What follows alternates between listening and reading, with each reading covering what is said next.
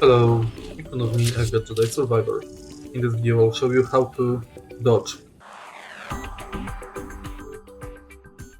By default, to dodge you have to press tab button. But to be honest, it's not very comfortable because it's hard to dodge to the left. The better solution is by going to settings and control and controller. Edit controls and now select evade. Now I would recommend using Alt button to dodge.